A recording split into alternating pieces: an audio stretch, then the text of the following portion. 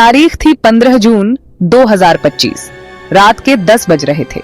नई दिल्ली से लेकर न्यूयॉर्क तक दुनिया की तमाम राजधानियों में खलबली मची हुई थी। हर किसी की नजरें मध्य पूर्व के आसमान पर टिकी थीं, जहां युद्ध के काले बादल मंडरा रहे थे। ऐसा लग रहा था मानो मानवता इतिहास के एक और विनाशकारी अध्याय के मुहाने पर खड़ी है।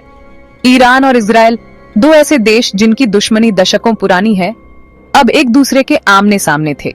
दुनिया ने अपनी सांसें रोक रखी थीं। हर सेकंड एक घंटे जैसा लग रहा था। सवाल सिर्फ एक था, क्या इस रात जंग का ऐलान होगा? क्या मिसाइलों की गूंज कूटनीति की आवाज को हमेशा के लिए खामोश कर देगी? यह तनाव अचानक पैदा नहीं हुआ था। इसकी जड़ें बहुत गहरी थीं। कई सालों से ईरान का परमाणु कार्यक्रम इजराइल के लिए सबसे बड़ा सिरदर्द बना हुआ था। इजराइल को हमेशा यह डर सताता रहा कि ईरान परमाणु बम बना रहा है, जो उसके अस्तित्व के लिए सीधा खतरा है। दूसरी तरफ ईरान हमेशा अपने कार्यक्रम को शांतिपूर्ण बताता रहा, लेकिन शक और दुश्मनी की खाई इतनी गहरी हो चुकी थी कि किसी भी बात पर यकीन करना मुश्किल था। 2023 के गाजा युद्ध के बाद से ही दोनों देशों के बीच छिटपुट हमले हो रहे थे, लेकिन 2025 की गर्मियों तक यह तनाव अपने चरम पर पहुंच गया। दुनिया एक ऐसे ज्वालामुखी पर बैठी थी जो किसी भी पल फट सकता था। इस आसन्न संघर्ष की आहट ने आम लोगों के दिलों में खौफ पैदा कर दिया था। तेल अवीव की सड़कों पर एक अजीब सी खामोशी थी। लोग अपने घरों में दुबके हुए टीवी स्क्रीन से चिपके थे, हर खबर पर नजर रखे हुए थे। उन्हें डर था कि किसी भी पल सायरन बज सकता है और उन्हें बंकरों में छिपने के लिए भागना पड़ सकता है। यही हाल ईरान का भी था। तेहरान में लोग भविष्य की अनिश्चितता को लेकर डरे हुए थे। युद्ध का मतलब था तबाही, मौत और बर्बादी। कोई भी यह नहीं चाहता था, लेकिन हालात किसी के काबू में नहीं दिख रहे थे। यह सिर्फ दो देशों की जंग नहीं थी, यह एक ऐसी चिंगारी थी जो पूरे मध्य पूर्व को अपनी चपेट में ले सकती थी। इस संकट ने वैश्विक अर्थव्यवस्था को भी हिलाकर रख दिया था। जैसे ही युद्ध की आशंका बढ़ी, कच्चे तेल की कीमतें आसमान छूने लगीं। दुनिया भर के शेयर बाजार गोते लगा रहे थे। हर देश अपने हितों को लेकर चिंतित था। अंतर्राष्ट्रीय समुदाय लगातार दोनों पक्षों से संयम बरतने की अपील कर रहा था। रूस के राष्ट्रपति व्लादिमीर पुतिन ने मध्यस्थता की पेशकश की, लेकिन इजराइल पर किसी अपील का असर नहीं हो रहा था। प्रधानमंत्री बेंजामिन नेतन्याहू साफ कर चुके थे कि वे ईरान को परमाणु शक्ति बनने से रोकने के लिए किसी भी हद तक जा सकते हैं। उस रात दुनिया विनाश की दहलीज पर खड़ी थी और किसी को नहीं पता था कि अगला पल क्या लेकर आएगा। इस पूरे संकट का सबसे बड़ा तात्कालिक कारण बनी संयुक्त राष्ट्र की परमाणु निगरानी संस्था IAEA की एक रिपोर्ट। 12 जून 2025 को IAEA ने पिछले 20 सालों में पहली बार ईरान को परमाणु अप्रसार संधि के नियमों के उल्लंघन का दोषी ठहराया। ये रिपोर्ट एक बम की तरह फटी। इसने ईरान और इजराइल के बीच पहले से ही मौजूद तनाव की आग में घी डालने का काम किया। रिपोर्ट में कहा गया था कि ईरान अपनी घोषित सीमा से कहीं ज्यादा यूरेनियम का संवर्धन कर रहा है और उसने कुछ गुप्त परमाणु ठिकानों की जानकारी भी छिपाई है। यह इजराइल के लिए ईरान पर हमला करने का एक बड़ा और ठोस कारण बन गया। IAEA की रिपोर्ट आते ही ईरान भड़क उठा। उसने इस रिपोर्ट को सिरे से खारिज कर दिया और इसे राजनीतिक शोषण करार दिया। ईरान ने आरोप लगाया कि यह रिपोर्ट पश्चिमी देशों, खासकर अमेरिका और इजराइल के दबाव में तैयार की गई है। अपनी नाराजगी जताते हुए ईरान ने तुरंत जवाबी कार्रवाई का ऐलान कर दिया। उसने घोषणा की कि वह एक तीसरा और भी आधुनिक यूरेनियम संवर्धन संयंत्र खोलने जा रहा है। यह ऐलान इजराइल के लिए एक सीधी चुनौती थी। ईरान का यह कदम दुनिया को यह बताने की कोशिश थी कि वह किसी भी दबाव के आगे झुकने वाला नहीं है, लेकिन इसने युद्ध की संभावना को और भी करीब ला दिया। इजराइल के लिए यह रिपोर्ट एक मौके की तरह थी। प्रधानमंत्री बेंजामिन नेतन्याहू महीनों से अमेरिकी राष्ट्रपति डोनाल्ड ट्रंप पर ईरान के खिलाफ सख्त कार्रवाई के लिए दबाव बना रहे थे।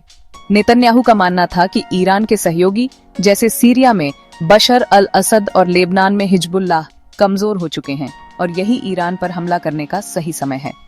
फरवरी 2025 में उन्होंने एक बयान दिया था, इजराइल कभी इतना मजबूत नहीं रहा और ईरान का आतंकवादी गठजोड़ कभी इतना कमजोर नहीं रहा। IAEA की रिपोर्ट ने नेतन्याहू को वह वजह दे दी जिसका उन्हें इंतजार था।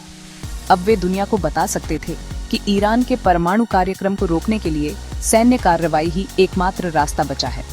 इसके बाद 15 जून की रात तक घटनाक्रम बहुत तेजी से बदला। वॉल स्ट्रीट जर्नल ने एक वरिष्ठ इजरायली अधिकारी के हवाले से खबर छापी कि अगर ईरान ने परमाणु बम बनाने के लिए जरूरी सामग्री जुटाना बंद नहीं किया तो 15 जून की रात को हमला हो सकता है। इस खबर ने दुनिया भर में सनसनी फैला दी। अब यह सिर्फ आशंका नहीं थी, बल्कि एक तय तारीख सामने आ गई थी। ईरान ने भी अपनी तैयारी पूरी कर ली थी। उसने ऐलान किया कि उसकी सेना उच्चतम सैन्य सतर्कता पर है और किसी भी हमले का ऐसा जवाब दिया जाएगा जो हमलावर को हैरान कर देगा। दोनों तरफ से तलवारें खींच चुकी थीं और दुनिया तमाशा देखने को मजबूर थी।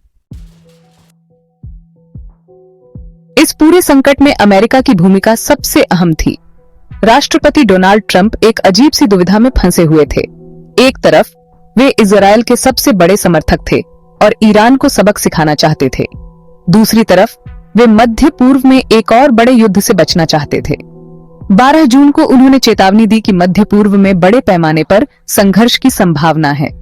उन्होंने यह भी कहा कि इजरायली हमले की संभावना बहुत संभव है, लेकिन साथ ही उन्होंने यह भी स्पष्ट किया कि वे ईरान के साथ एक नए परमाणु समझौते को प्राथमिकता देंगे।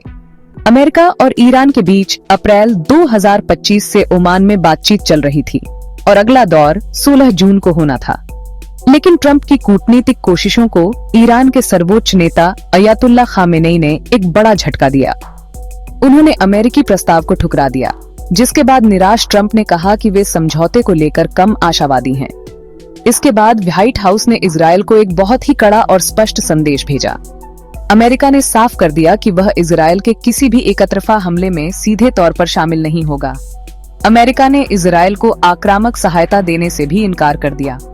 इसका मतलब था कि अगर इजरायल हमला करता है तो उसे यह जंग अकेले ही लड़नी होगी। हालांकि अमेरिका ने रक्षा और खुफिया जानकारी साझा करने का वादा किया। इस बीच सैन्य तैयारियां जोरों पर थीं।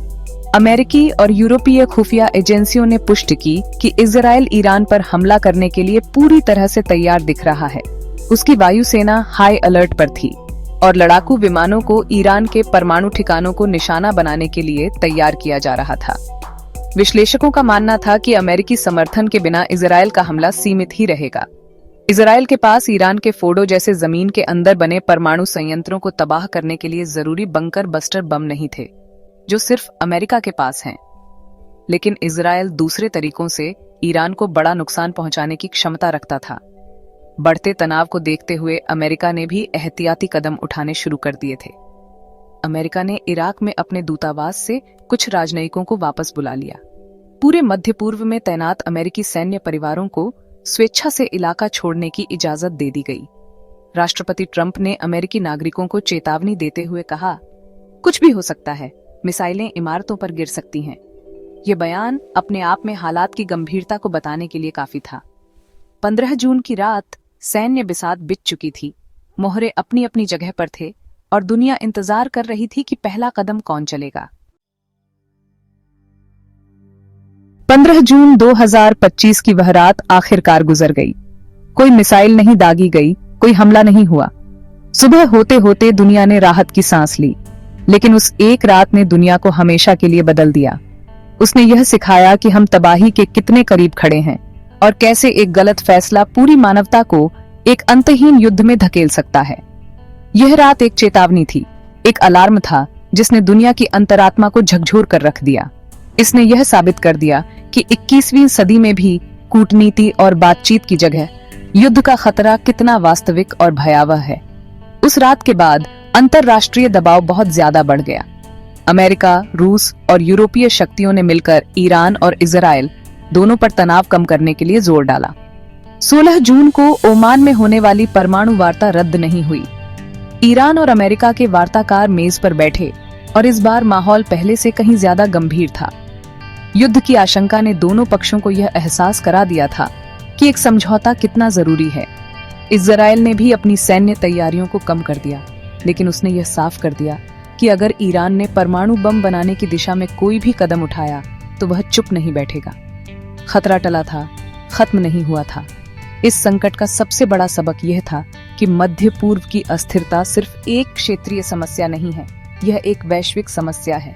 तेल की बढ़ती कीमतों ने दुनिया भर की अर्थव्यवस्थाओं को प्रभावित किया।